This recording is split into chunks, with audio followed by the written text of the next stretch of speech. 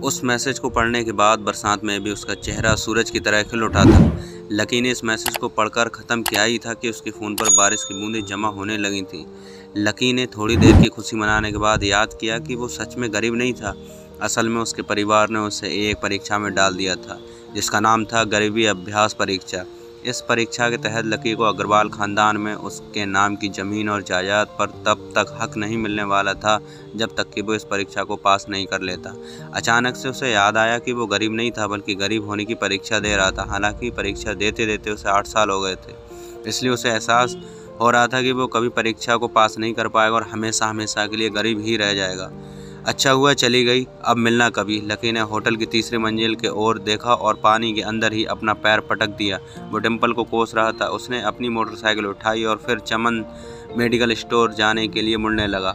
अगले दिन जब उस लकी की आंख खुली तो वो सीधा उठा और तैयार होकर शहर के सबसे बड़े बैंक न्यू सिटी बैंक पहुंचा। न्यू सिटी बैंक न सिर्फ शहर का सबसे बड़ा बैंक था बल्कि वो सबसे अमीर बैंक भी था। वहाँ पर शहर के सबसे अमीर लोगों के ही पैसे जमा किए जाते थे। लकी वहाँ पैसे को निकलवाने के लिए जा रहा था। New city bank south Delhi में बसा हुआ है और उसके दरवाजे के बाहर महंगी से महंगी गाड़ी खड़ी थी।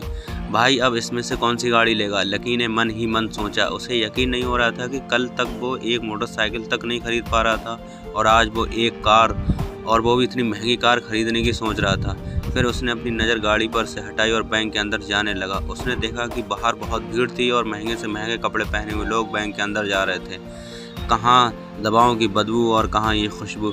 उसने एक बहुत ही गहरी सांस के अंदर ज़्यादा से ज़्यादा खुशबू को समेटने की कोशिश करते हुए अपने मन में सोचा, लेकिन अगले ही पल उसके मन में संकोच पैदा हो गया था कि रातों रात लकी की किस्मत तो बदल गई थी, लेकिन रातों रात वो अपने कपड़े नहीं बदल पाया था।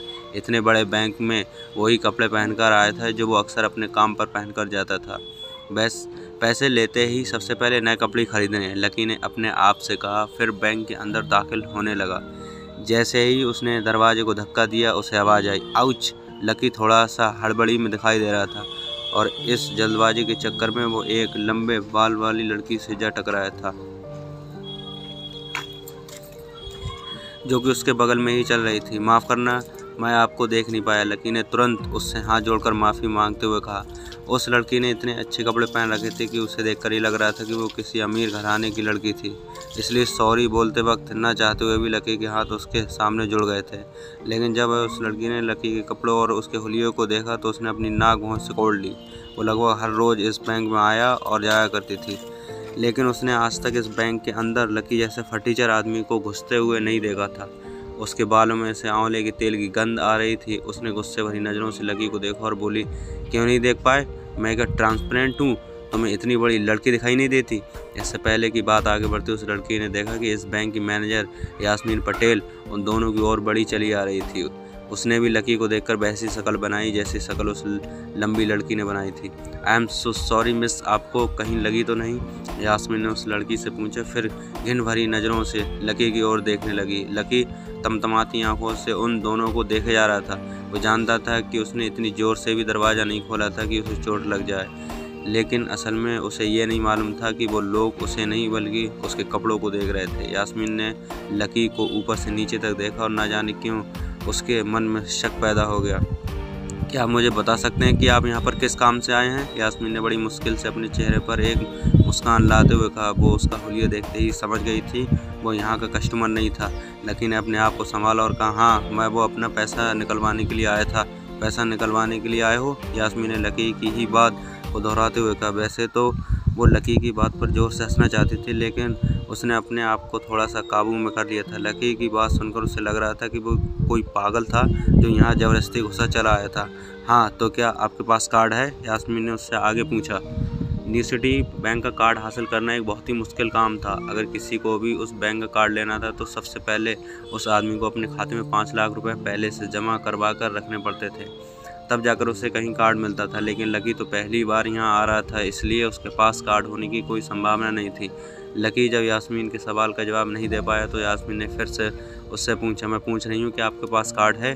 वो समझ गई थी कि लकी पागल ही था जो कहीं से भागकर सीधा उनके बैंक में आ गया था। नहीं, लकी ने उसके सवाल का जवाब दिया और वो फिर से इधर उधर देखने लगा। जैसे ही उस लंबे बालों वाली लड़की ने लकी का जवाब सुना तो वो खिसियाकर हंस पड़ी। यास्मीन को तो सिर्फ लग रहा था कि वो पागल है, लेकिन वो लड़की तो अपने मन में मान चुकी थी कि लड़का पागल है जो कहीं झोपड़पट्टी से यहाँ आ गया है। इससे पहले कि आगे कोई कुछ कह पाता, उस लंबे बाल वाली लड़की के पिता वहाँ आए और बोले, चलो बेटी। उसके हाथ में कुछ कागजात थे। लकी ने देखा कि उन्होंने महंगा सा सूट पहन रखा था। उस लड़की ने यास्मीन के दोनों हाथों को पकड़ा और बोली, यास्मीन देखो, अगर इस तरह के सड़क छाप लोग तुम्हारे बैंक में ऐसे ही घुसे चले आने लगे और बाकी के कस्टमर को परेशान करने लगे तो इससे तुम्हारे बैंक की इमेज और इसके शेयर को काफ़ी नुकसान होगा। एक मैनेजर होने के नाते तुम्हें इन सब चीज़ों का ध्यान रखना चाहिए। मुझे उम्मीद है कि आगे मेरे साथ ऐसा कुछ नहीं होगा। उस लड़की ने कहा और अपने पिता के साथ बैंक से बाहर निकल गई। अपना ध्यान रखना कोयल मैडम, मैनेजर ने उससे उसकी गाड़ी तक छोड़ने के लिए आते हुए कहा। आज तो वो बाल बाल बच गई थी। कोयल और उसके पिता इस बैंक के सबसे पुराने और सबसे वफादार कस्टमर थे। अगर आज यास्मीन उन्हें नाराज़ कर देती और वो उसके बैंक से अपना खाता बंद करवा देती तो शायद यास्मीन की नौकरी जा सकती थी। और ये सब हो रहा था उस पागल लकी की वजह से। इसे जल्द से जल्द यहाँ से भगाना पड़ेगा, यास्मीन ने अपने आप से कहा और फिर से बैंक के अंदर आने लगी। यास्मीन उसे अपने बैंक से बाहर निकालने के तरीके के बारे में सोच रही थी, मगर जैसे ही वो बैंक में दाखिल हुई उसने देखा कि लकी वहाँ था ही नहीं। अरे अब ये कहाँ चला गया, उसने अपने आप से पूछा। वो इधर उधर देखने लगी, लेकिन लकी वहाँ भी नहीं था। यास्मीन को अच्छे से पता था कि वो उसके सामने तो बाहर भी नहीं निकला था, इसका मतलब वो था बैंक के अंदर ही, लेकिन यास्मीन उसे ढूंढ नहीं पा रही थी। कुछ देर तक बैंक के सारे कोनों को देख लेने के बाद यास्मीन को लगा कि शायद लकी यहाँ बहुत ही असहज महसूस कर रहा होगा और जब वो कोयल को दरवाजे पर छोड़ने के लिए आई थी तब उसके पीछे पीछे वो भी निकल गया होगा। चलो जान बची, यास्मीन ने अपने आप से कहा और अपने केबिन में आकर बैठ गई। जैसे ही उसने आज के दिन की पहली फाइल उठाई थी उसे किसी की एक झलक दिखाई। ये और कोई नहीं बल्कि लकी ही था। अरे ये कहाँ छुपा हुआ था, यास्मीन ने अपने आप से कहा और तुरंत फाइल को टेबल पर रखकर वो वापस से बाहर आ गई। उसने देखा लकी बैंक के VIP लॉन्च के बाहर खड़ा था और उसके खंभे की आड़ की वजह से वो यास्मीन की नज़र से बाहर हो गया था। अब यास्मीन को वो मिल गया था, लेकिन उसके लिए उससे भी बड़ी एक और मुसीबत खड़ी हो गई थी। लकी जिस कमरे के बाहर अभी खड़ा था उस कमरे के अंदर शहर के सभी रईस लोगों का उठना बैठना था। बैंक के सिलसिले में या किसी और काम के सिलसिले में वो सभी लोग यहीं आकर बात किया करते थे। उस कमरे के अंदर जो लोग बैठे थे उन सब के करोड़ों रुपए इस वक्त बैंक में रखे हुए थे। अब अगर ऐसे में लकी वहाँ घुस जाता तो वो सब लोग मिलकर यास्मीन की गर्दन पर चढ़ जाते। रुको, जहाँ हो वहीं खड़े रहो, यास्मीन ज़ोर से और साथ ही गुस्से से चिल्लाई। बाकी के लोग जो वहाँ खड़े थे यास्मीन की ये चीख सुनकर डर गए थे। कुछ लोगों ने उसको इतनी ज़ोर से आवाज़ करने की वजह से गुस्सा भी आ गया और यास्मीन सबसे मुस्कुराते हुए माफ़ी मांगकर आगे बढ़ती जा रही थी। वो लकी को किसी भी तरह से उस कमरे में जाने से रोकना चाहती थी, लेकिन उससे पहले कि वो उस कमरे के अंदर दाखिल हो चुका था। अरे यार, ये आदमी है या गधा, यास्मीन ने अपने ही सिर पीटते हुए कहा और वो भी उस कमरे के दरवाजे की ओर बढ़ने लगे। उसने उस कमरे का दरवाज़ा खोलने की कोशिश की, लेकिन वो अंदर से लॉक हो गया था।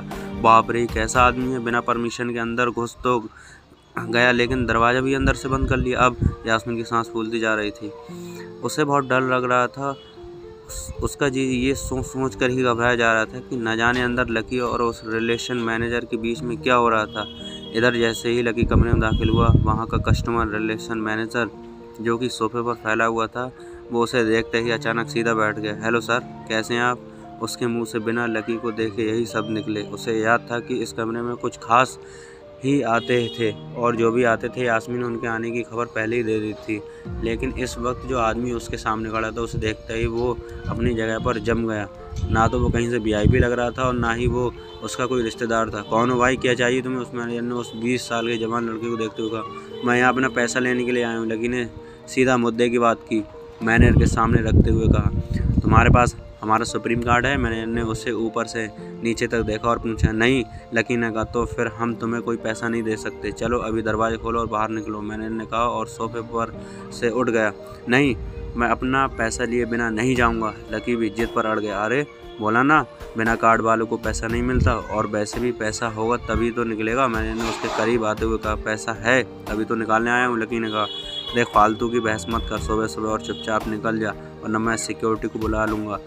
तो वो लोग मार मार कर बाहर निकालेंगे। लकी ये सुनकर घबरा गया था। मैनेजर के चेहरे का गुस्सा उसे साफ नजर आ रहा था, लेकिन ऐसा भी नहीं था कि वो झूठ बोल रहा था। भले ही उसके पास कार्ड नहीं था, लेकिन इसका मतलब ये नहीं था कि वो अग्रवाल खानदान का लड़का नहीं था।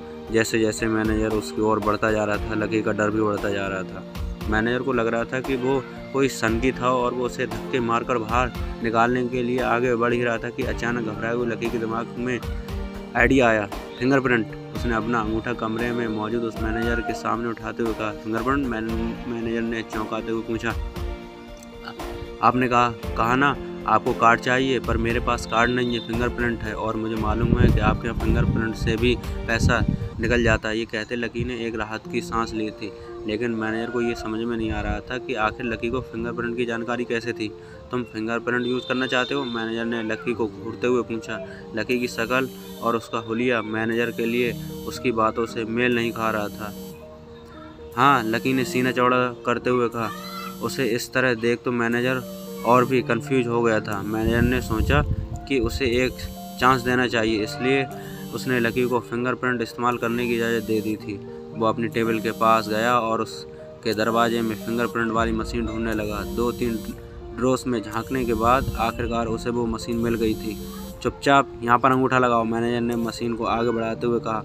लकी ने अपनी फटी हुई पैंट के पिछले हिस्से से अपना अंगूठा पोंछा और फिर उस मशीन पर लगा दिया। 2 सेकंड के बाद मशीन में से एक आवाज़ आने लगी। उसके अंदर एक लाल बत्ती जल रही थी और वो ज़ोर ज़ोर से बीप कर रही थी। तुम्हारा फिंगरप्रिंट मैच नहीं कर रहा है। मैनेजर ने लकी को ऐसे देखा जैसे वो कोई बड़ा अपराधी था।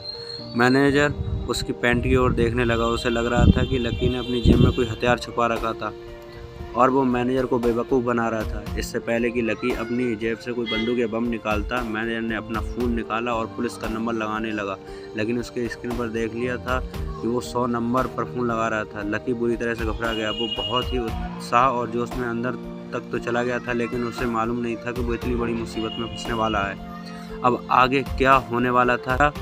लकी उसे पुलिस को बुलाने से रोक पाता? कहीं उसे कोई फेक मैसेज तो नहीं आया था? लकी कैसे इस मुसीबत से निकलेगा? इन सभी सवालों के जवाब जानने के लिए सुनते रहिए हमारा अंसारी ऑडियो बुक। अब मिलते हैं अगले एपिसोड में।